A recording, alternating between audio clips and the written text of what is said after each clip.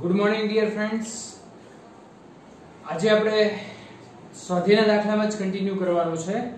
કદાચ તમે concept clear ક્વેશ્ચનની રાહ જોતા હશો, મને ખબર છે, પણ કન્સેપ્ટ ક્લિયર ક્વેશ્ચન છે હજી પણ અમુક જણાએ સોલ્વ નથી કર્યા. તો આપણે થોડું એમાં રાહ જોઈને જેટલા મને ડિફિકલ્ટી મોકલશે એનું શોર્ટ આઉટ કરીને હું કન્સેપ્ટ ક્લિયર ક્વેશ્ચન છે એ એક બે લેક્ચર પછી ગણાવી દઈશ. ઓકે, તો મિત્રો હવે આપણે સ્વાધ્યાયના જે દાખલા છે એ દાખલામાં આગળ વધીએ. સ્વાધ્યાયનો 3.10મો દાખલો જોઈએ મિત્રો.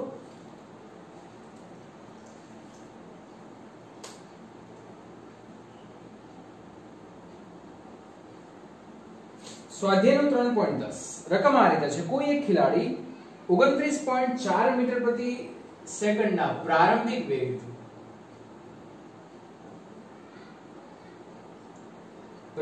વેગથી એક દડાને ઉધ્વ દિશામાં ફેંકે છે. એક દડો છે, અહીંયાનો પ્રારંભિક વેગ છે, ઉધ્વ દિશામાં ફેંકે તો આ દડો મહત્તમ ઊંચાઈએ જાય અને મહત્તમ ઊંચાઈએ જાય ત્યારે એનો અંતિમ વેગ કેવો હશે? 0 હશે. તો પહેલું, દડાની ઉધ્વ ગતિ દરમિયાન પ્રવેગની દિશા કઈ હશે? મિત્રો, જ્યારે કોઈ પણ દડો ઉપર જાય ત્યારે એને ગુરુત્વ પ્રવેગ હંમેશા નીચેની બાજુએ લાગે છે અને નીચેની બાજુએ એટલે કે અધો દિશામાં હોય. તો પહેલાનો જવાબ આવશે કે દડાની ઉધ્વ ગતિ દરમિયાન પ્રવેગની દિશા હંમેશા અધો દિશામાં હશે. બી ઓપ્શનમાં શું કહે છે આપણને કે તેની ગતિ મહત્તમ ઊંચાઈ વાળા બિંદુએ દડાનો વેગ અને પ્રવેગ શું હશે? તો મહત્તમ ઊંચાઈએ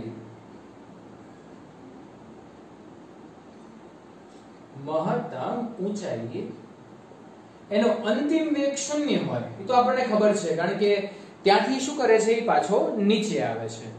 અને એનો પ્રવેગ શું હોય? મિત્રો, એનો પ્રવેગ એ બરાબર ગમે તે ઊંચાઈ, અહીંયા લેશો પૃથ્વીની ત્રિજ્યાની સાપેક્ષે આ ઊંચાઈ ઓછી હોવાથી આપણે એ બરાબર 9.8 લઈએ છીએ. પણ મિત્રો, મેં તમને કીધું છે કે અધો દિશામાં છે એટલે 9.8 મીટર પ્રતિ સેકન્ડ જેટલો એને ગુરુત્વ પ્રવેગ ઉદ્ભવે છે. આગળ જોઈએ, દડાની મહત્તમ ઊંચાઈ વાળા બિંદુને ફરીવાર અહીંયા આકૃતિ દોરીએ. મહત્તમ ઊંચાઈ વાળા બિંદુને એટલે અહીંથી આપણે દડાને ઉપર ફેંકીએ છીએ એટલે આ મહત્તમ ઊંચાઈએ પહોંચે છે. એ બિંદુને જો આપણે x બરાબર 0 લઈએ, એ બિંદુને આપણે x બરાબર 0 મીટર અને અહીંયાથી સમય t બરાબર શું ગણી દેશું? 0 મીટર, 0 સેકન્ડ. તો શિરોલંબ દિશાની તરફની ગતિને x અક્ષની ધન દિશા તરીકે લ્યો. મિત્રો, શિરોલંબ દિશામાં કોઈ પણ ગતિ થશે તો x ધન છે એની માટે. તો અધો દિશામાં કોઈ પણ ગતિ થાય તો x કેવું હશે? ઋણ હશે. ઓકે, તો આપણને એવું કીધું છે કે આ પસંદગીના સંદર્ભે દડાની ઉધ્વ દિશાની ગતિ અને અધો દિશાની ગતિ માટે સ્થાન, વેગ અને પ્રવેગના મૂલ્ય નક્કી કરો. તો મિત્રો, હવે આપણે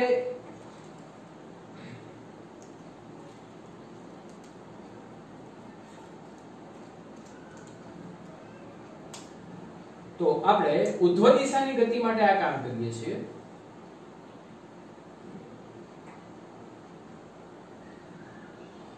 ઉધ્વ દિશા માટે સ્થાન, વેગ અને પ્રવેગ. કોઈ પણ દડાને આપણે ઉધ્વ દિશામાં ફેંકશું મિત્રો, તો સ્થાન તો હંમેશા x શું હોય? 0 જ હોય, બરાબર ને? સ્થાન હંમેશા ધન હોય. વેગની વાત કરીએ છીએ તો ઉધ્વ દિશામાંની ગતિને આપણે શું લેવાનું છે? ધન. તો વેગ v > 0 અને પ્રવેગ હંમેશા ક્યાં હશે? અધો દિશામાં. તો અહીંયા a શું આવશે? 0 આવશે. બરાબર કે?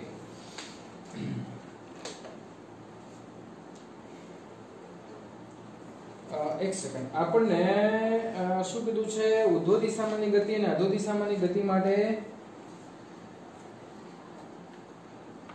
અચ્છા, ઓકે મિત્રો, આપણે થોડું છે ને નીચે તરફની દિશાને x અક્ષની ધન દિશા તરીકે પસંદ કરો. સોરી, નીચે શિરોલંબ દિશામાં x ધન છે તો ઉધ્વ દિશામાં શું હોય? ઋણ. ઓકે મિત્રો, આપણને કીધું છે બરાબર ને, તો અહીંયા ફરી જશે નિશાની. ઓકે, તો અહીંયા પણ નિશાની ફરી જશે. a ગ્રેટર ધેન શું છે 0. a બરાબર 9.8 છે કે નહીં? હે, તો a ગ્રેટર ધેન શું થશે 0. તો હવે આપણે અધો દિશાની ગતિની વાત કરીએ છીએ. શિરોડો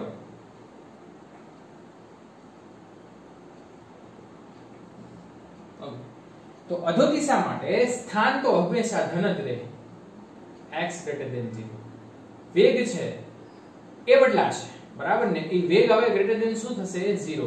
અને પ્રવેગ છે એ તો બદલાય નહીં, એ તો એનું મૂલ્ય 9.8 રહેશે. તો એ ગ્રેટર ધેન બરાબર કે, તો આપણે ચેક કરી લઈએ. Yes, x greater than 0, v greater than 0, a greater than 0. Okay, તો હવે આપણને એની અંદર d કીધું છે, તો d વિભાગમાં જોઈએ. દડો કેટલી મહત્તમ ઊંચાઈએ જશે? મિત્રો મહત્તમ ઊંચાઈએ જશે એની માટે આપણે એક ઇક્વેશન મેળવી ચૂક્યા છે, h v02 2g બરાબર. આની અંદર કિંમત મૂકી દઈએ મિત્રો આપણે, ઋણ નિશાનીને ધ્યાનમાં રાખો તો વાંધો નહીં બરાબર ને. આપણે g બરાબર -9.8 લેશું, તો અહીંયા થશે 29.4 નો વર્ગ અને 2 ગુણ્યા -9.8.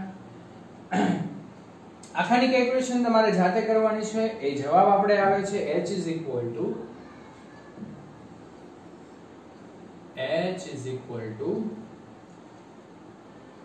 -44.1 મીટર. ઓકે, અને ત્યાર પછી એવું કીધું છે કે કેટલા સમય બાદ ખેલાડીના હાથમાં પાછો આવશે? તો t સમયમાં ઉપર જાય છે અને એટલો જ સમય એને ક્યાં આવે છે? નીચે આવતા લાગે છે. ઓકે, તો ખેલાડીના હાથમાં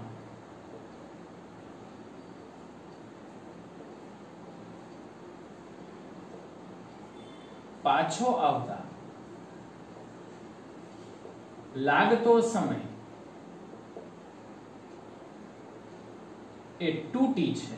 ઓકે, એ આપણે જોયું તો કે નહીં મિત્રો, રિવિઝન કર્યું ત્યારે. તો 2t = 2 v0/g. સમય ઋણ ન હોય એટલે g ઋણ ન લેવું બરાબર ને. તો 2 v0 બરાબર શું લેશો આપણે? 29.4 અને એના છેદમાં 9.8. આટલાનો હિસાબ કરશો મિત્રો એટલે તમારો જવાબ આવશે 6 સેકન્ડ.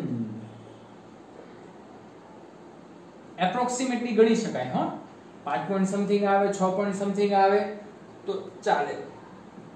આપણે શું લેવાનું છે? 6 સેકન્ડ. ઓકે, તો અહીંયા આપણે આ સમ પૂરો થઈ ગયો. આગળ જોઈએ હવે આપણે સમ નંબર જોવાનો છે 3.13 જોશું.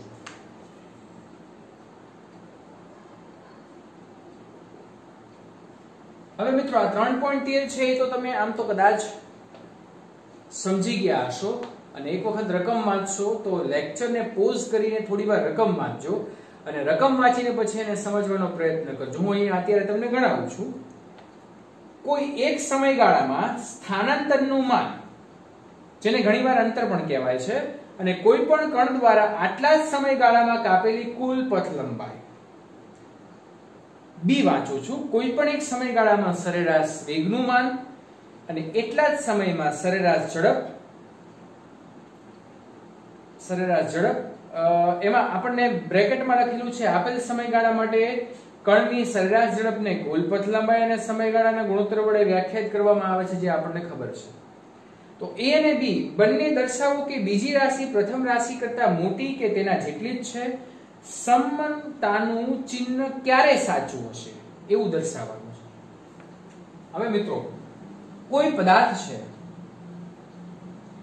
એ a થી b સુધી ગતિ કરે બરાબર. એટલે પહેલો કિસ્સો પહેલાની a ની અંદર આપણે પહેલો કિસ્સો એવો લખીએ કે પદાર્થ a થી b ગતિ કરે છે. તો બંને સમાન દિશા, એક જ દિશામાં ગતિ કરતી હોય તો મેં તમને ત્યારે સમજાવ્યું છે મિત્રો કે જ્યારે એક જ દિશામાં ગતિ થતી હોય ત્યારે સ્થાનાંતર અને પથ લંબાઈ કેવા હોય છે? સમાન. બરાબર. પણ જો પદાર્થ છે એની અંદર જ આપણે કામ કરીએ, પદાર્થ A થી B અને B થી A ગતિ કરે તો મિત્રો મૂળ સ્થાને પાછો આવે ને ત્યારે સ્થાનાંતર શું થઈ જાય? શૂન્ય થાય. અને પથ લંબાઈ શું થાય? આપણે અહીંયા કઈ દર્શાવ્યું નથી તો હું પથ લંબાઈ 2AB કહી શકું. બરાબર ને? આટલું AB પાછો આવે છે તો AB એટલે શું થશે? 2AB. ઓકે, તો પહેલાનું કામ અહીંયા પૂરું. આપણે એક દિશામાં ગતિ કરે છે તો બંને સરખા. જો આ A થી B જાય, B થી A આવે તો બંને સરખા નહીં, એક શૂન્ય થઈ જશે અને એક પથ લંબાઈ 2AB થઈ જશે. એટલે આપણે એવું કહી શકીએ કે આ કિસ્સામાં પથ લંબાઈ એ સ્થાનાંતર કરતા કેવું હોય છે? વધારે હોય છે. એટલે પથ લંબાઈ છે એ સ્થાનાંતર કરતા વધારે. એ જ વસ્તુ આપણે સરેરાશ વેગની વાત કરીએ. પહેલા જ કિસ્સાની વાત કરું છું, A થી B જાય છે. બરાબર? તો સરેરાશ વેગ અને સરેરાશ ઝડપ કેવી થશે? સમાન.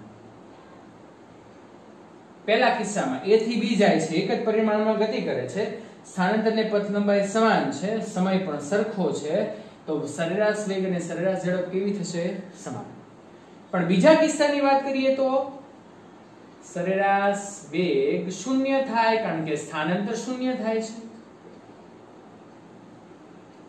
અને સરેરાશ ઝડપ શું થશે? તો સરેરાશ ઝડપ 2AB.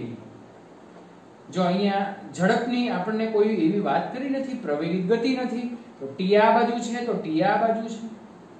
અથવા તો આખાને t લેશો તો 2AB/t થશે. અને જો આટલાને t લેશો તો આટલું t અને આટલું t તો અહીંયા 2 કેન્સલ તો AB/t થશે. જે તમને પસંદ પડે એ પ્રમાણે લઈ શકો. પણ આવા કિસ્સામાં સરેરાશ ઝડપ ગ્રેટર ધેન શું થશે? સરેરાશ. ડન મિત્રો. આવડે? હજી પણ આપણે દાખલા ગણવાના છે. ઓકે, એટલે તમે હજી પણ મોબાઈલની સામે જ બેસજો, કઈ જતા નહીં હો. ત્યાં સુધી બોર્ડ સાફ કરી નાખું છું. ત્યાં સુધી તમે વાંચશો રકમ 3.14. જો 3.14 આપણે MCQ માં ગણી ગયા છે, એના જેવો જ છે. પણ આમાં આપણે દાખલો આખો ગણવાનો છે, એમાં આપણને અડધું જ આપેલું હતું.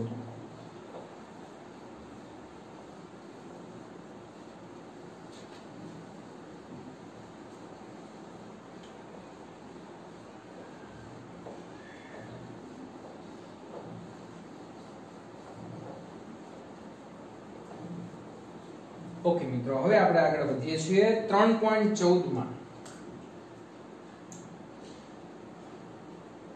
મિત્રો બહુ સરસ મજાનો દાખલો છે. એક વ્યક્તિ સુરેખ માર્ગ ઉપર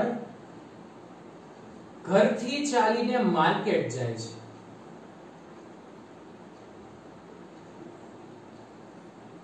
ઓકે, ત્યારે એનો વેગ અંતર કેટલું છે? 2.5 કિલોમીટર. અને વેગ કેટલો આપ્યો છે? કેટલા વેગે ચાલી જાય છે? કિલોમીટર પ્રતિ અવર. ઓકે, હવે માર્કેટને બંધ જુએ છે ત્યારે તે પરત 7.5 કિલોમીટર પ્રતિ અવર ની ઝડપે ચાલીને પાછો ઘરે જાય છે. ઓકે, તો સૌથી પહેલું સરેરાશ વેગનું માન સમયગાળા 0 થી 30 મિનિટ, 0 થી 50 મિનિટ, 0 થી 40 મિનિટ માટે વ્યક્તિની સરેરાશ ઝડપ મેળવો. ઓકે, તો મિત્રો પહેલા આપણે શું ડિસાઈડ કરશું? આની ઉપરથી પહેલા જ આપણે આ વસ્તુ ડિસાઈડ કરશું કે સમય આપણને નથી આવ્યો. બરાબર ને? તો અહીંયા લખીએ કે ઘરથી માર્કેટ જવા માટે લાગતો સમય. અચ્છા મિત્રો, સમય બરાબર હું આમ કહી શકું કે અંતરના છેદમાં વેગ. તો મિત્રો સમય t1 કહી દઉં છું. અંતર કેટલું કાપે છે ઘરથી માર્કેટનું? 2.5 કિલોમીટર. ત્યારે મિત્રો વેગ કેટલો છે? 5 કિલોમીટર પ્રતિ અવર. ઓકે, તો હિસાબ કરશો તો 0.5 અવર મિનિટમાં ફેરવો, કારણ કે આપણને અંદર મિનિટમાં આપ્યું છે, તો 0.5 અવર એટલે 30 મિનિટ. અડધી કલાક કહીએ ને આપણે, અડધી કલાક. ઓકે, ચલો પહેલું કામ પૂરું. હવે આપણે માર્કેટ થી ઘરે જવા માટે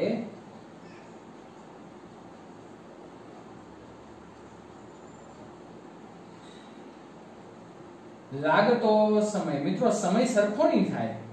કેમ નહીં થાય વિચારો. હાલો,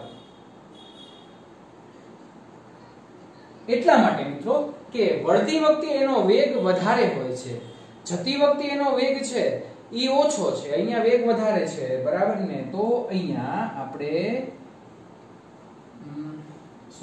અંતરના છેદમાં વેગ.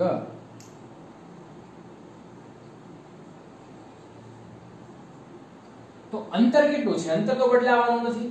માર્કેટ નજીક નહીં આવી જાય? આવી જાય કે નહીં? અમુક જણા વિચારશે કે સર માર્કેટ નજીક આવી જાય તો એમ ન થાય. તો T2 = 2.5 એના છેદમાં 7.5 એટલે 1/3 અવર થશે. અને આને આપણે શેમાં ફેરવવું પડે મિત્રો?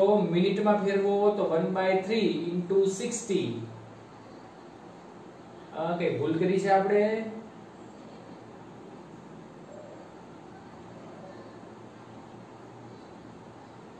ઓકે, તો આ શું થશે?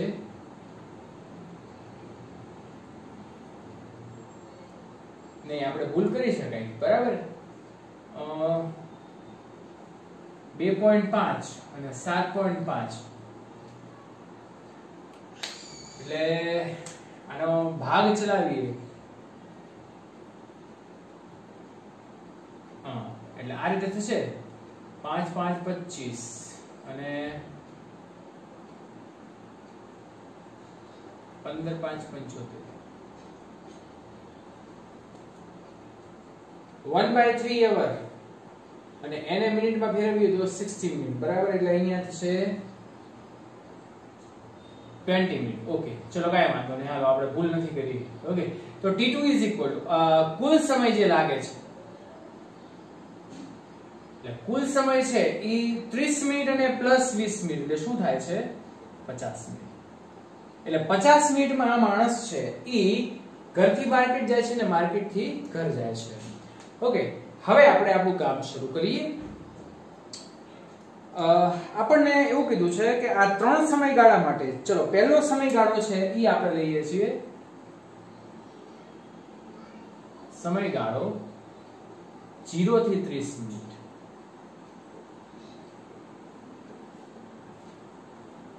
અચ્છા, ચલો 0 થી 30 મિનિટ.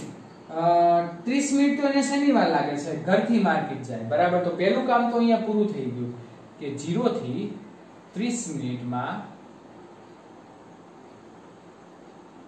ઘરથી માર્કેટ જાય છે.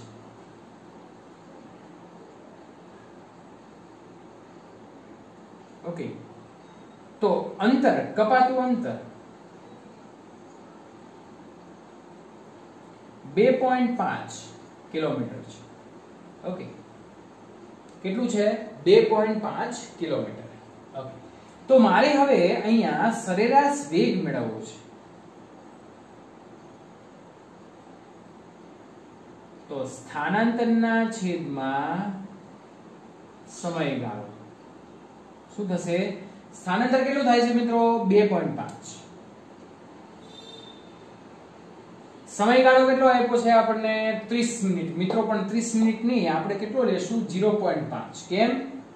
એટલા માટે કે અહીંયા કિલોમીટરમાં છે એટલે આ જે આન્સર આવશે એ કિલોમીટર પ્રતિ અવરમાં આવશે. તો અહીંયા થશે આપણો આ સરેરાશ વેગ આવશે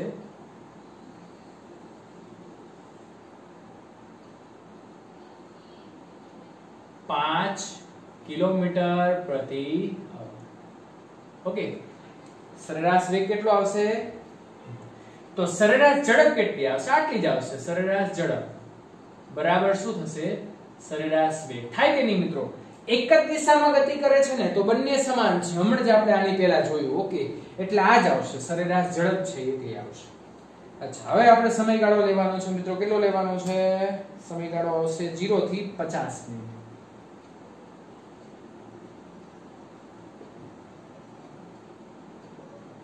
તો મિત્રો 0 થી 50 મિનિટમાં શું થશે? જો 0 થી, અચ્છા, કુલ સમય એટલે શું છે? માર્કેટ થી ઘરે પરત જાય એનો સમય છે. ઓકે, તો 30 મિનિટ ઘરથી માર્કેટ, 20 મિનિટ માર્કેટ થી ઘર, તો 50 મિનિટમાં એ શું થાય છે? અહીંયા લખીએ આપણે કે 50 મિનિટ પછી અથવા 50 મિનિટ પછી પાછો ઘરે પરત ફરે છે. અને મિત્રો પરત ફરતું હોય તો સ્થાનાંતર શૂન્ય થાય. પથ લંબાઈ ઘરથી માર્કેટ કેટલું અંતર કાપે છે? 2.5. માર્કેટ થી ઘર કેટલું અંતર કાપે છે? 2.5.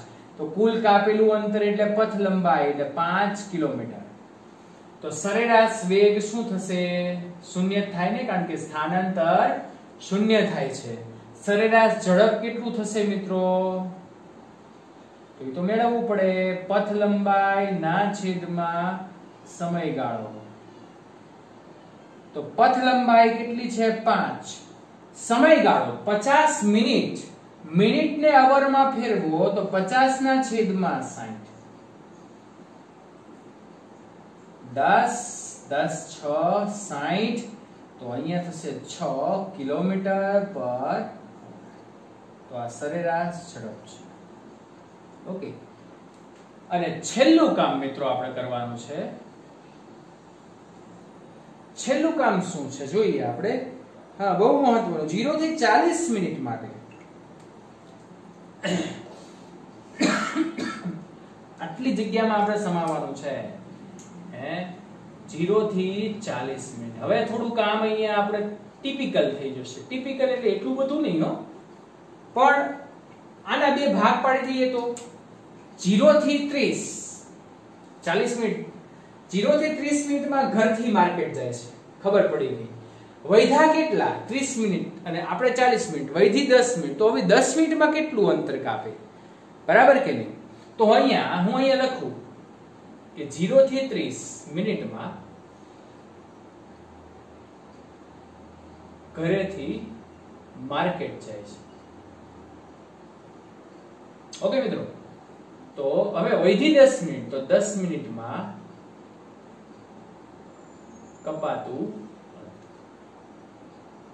અંતર બરાબર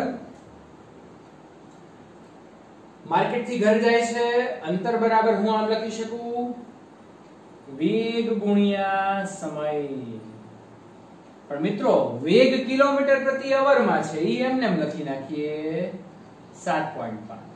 સમય મિનિટમાં છે તો 10 ના છેદમાં 60 થાય ને. મિનિટમાં અવર ફેરવો તો બરાબર. નાના એકમમાંથી મોટા એકમમાં જાઓ છો તો આટલાનો હિસાબ કરો તો 1.25 કિલોમીટર થાય. એટલે મિત્રો આ પાછો ફરે ને ત્યારે અહીંયા અધવચ્ચે પહોંચે છે. એટલે 40 મિનિટ પછી, અચ્છા હવે હું એમ કહું કે 0 થી 40 મિનિટમાં એનું સ્થાનાંતર કેટલું થયું? તો મિત્રો સ્થાનાંતર કોની ઉપર આધાર રાખે? પ્રારંભિક સ્થાન અને અંતિમ સ્થાન. તો આટલું 1.25, આટલું 1.25. તો ઘરથી આ બિંદુનું અંતર કેટલું થયું? 1.25. આ પણ કેટલું થયું? 1.25. તો સ્થાનાંતર કેટલું થશે મિત્રો? 1.25 કિલોમીટર. ઓકે, પથ લંબાઈ કેટલી થશે? હા, આ પથ લંબાઈમાં બધા ભૂલ કરી જાય છે. પથ લંબાઈ એટલે કાપેલું કુલ અંતર. પહેલા ઘરથી માર્કેટ જાય 0 થી 30 મિનિટમાં તો કેટલું અંતર કાપે? 2.5. પછી માર્કેટ થી 10 મિનિટમાં કેટલું અંતર કાપશે? 1.25 કિલોમીટર. તો બંનેનો સરવાળો થાય તો 2.5 પ્લસ 1.25 એટલે 3.75 કિલોમીટર. ઓકે, બસ. તો હવે મિત્રો એક કામ તમારી ઉપર રાખું છું કે સરેરાશ વેગ મેળવવો હોય તો સ્થાનાંતરના છેદમાં સમયગાળો, પથ લંબાઈ મેળવવી હોય તો સરેરાશ ઝડપના છેદમાં સમયગાળો. સોરી, પથ લંબાઈ આપણને આપ્યું છે, સરેરાશ ઝડપ મેળવવી છે તો પથ લંબાઈના છેદમાં સમયગાળો. ઓકે મિત્રો, તો આ આખો દાખલો સરસ મજાનો મેં અહીંયા ગણ્યો છે, તમે ગણી નાખજો, વિસ્તારપૂર્વક બધી વસ્તુ મેં દર્શાવી છે. ઓકે મિત્રો, તો નેક્સ્ટ બીજા દાખલામાં આપણે આગળ વધીએ છીએ. બીજો દાખલો જે છે એ 3.16 3.15 તમારે હોમવર્કમાં કરવાનો છે.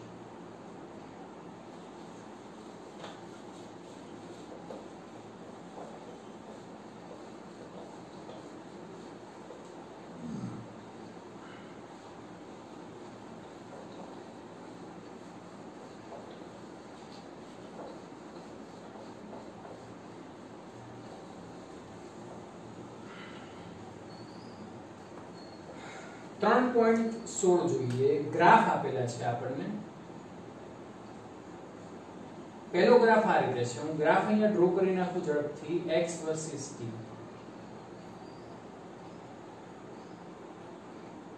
પહેલો ગ્રાફ આ રીતે છે.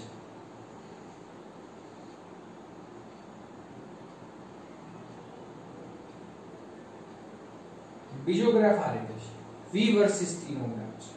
જો જુદા જુદા ગ્રાફ છે એટલે ધ્યાન રાખો, એક જ સરખા ગ્રાફ નથી.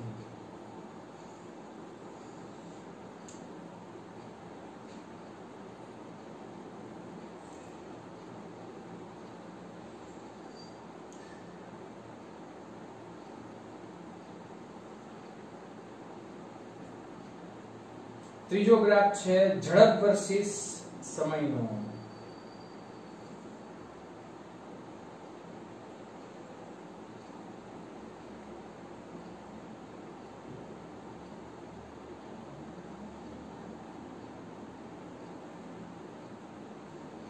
અને ચોથો ગ્રાફ છે આ રીતે.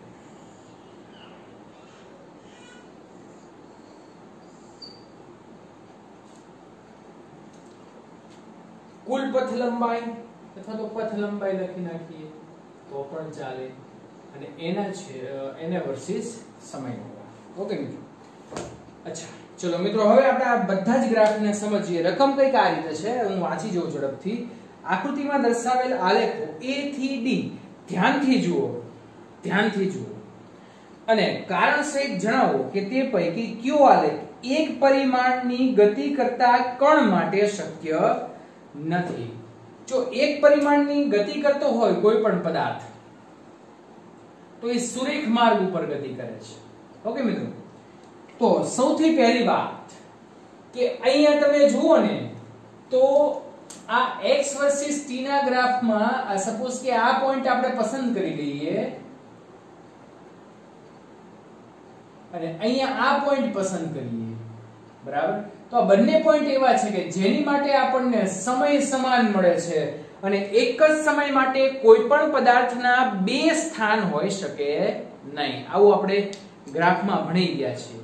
મેં તમને કીધું હતું કે ભાઈ હું 10 વાગે અહીંયા ઘરે છું અને 10 વાગે સેન્ટ ઝેવિયર્સ છું, તમે માનશો? નહીં માનો. તો એમ આ ગ્રાફ અહીંયા લખીએ. પહેલા ગ્રાફની વાત કરીએ છીએ તો અહીં એક જ સમયે પદાર્થના બે સ્થાન મળે છે જે શક્ય નથી. ઓકે મિત્રો, ચલો બીજો ગ્રાફ જોઈએ. બીજો જે ગ્રાફ છે એ આપણને v વર્સિસ t નો ગ્રાફ આપેલો છે.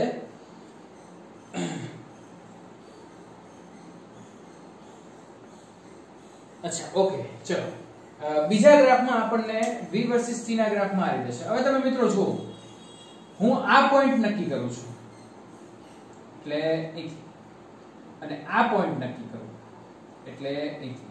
ઓકે, તો એક જ સમયે આ એક જ સમય થયો કે નહીં, હું અહીંયા નક્કી કરું તો આ સમય એક જ છે, પણ એની માટે મને વેગ ધન પણ મળે છે અને એની માટે મને વેગ ઋણ પણ મળે છે. તો આ પોસિબલ છે. કોઈ એક સમયે કાં તો વેગ ધન હોય અને કાં તો વેગ ઋણ હોય મિત્રો. તો અહીંયા લખીએ આપણે કે અહીં એક જ સમયે વેગ ધન અને ઋણ મળે છે. એટલે મિત્રો હું તમને ઉદાહરણ દઉં, લ્યો સરસ મજાનું.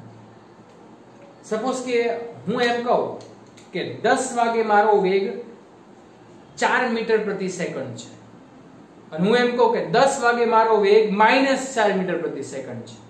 તમે એમ કહો કે સર નક્કી તો કરો, +4 છે કે -4 છે, તમે જ કહો છો તો નક્કી એક જ થાય. એટલે કોઈ એક સમયે વેગ કાં તો ધન હોય ને કાં તો ઋણ હોય. ત્રીજો ગ્રાફ જુઓ. હા, ત્રીજા ગ્રાફમાં જુઓ, આમ તો ગ્રાફ સાચો છે, બરાબર ને, પણ એક પ્રોબ્લેમ છે. આ ઝડપની પ્રોબ્લેમ છે, કારણ કે ઝડપ ક્યારે ઋણ હોય નહીં. ઝડપ એટલે પથ લંબાઈના છેદમાં સમયગાળો, અને પથ લંબાઈ હંમેશા ધન જ હોય. તો અહીંયા જો આપણને ગ્રાફ અહીંયા દર્શાવ્યો છે, આ માઈનસ કહેવાય કે નહીં? હા, અને સમય માઈનસ, સમય કેવો છે? માઈનસમાં છે.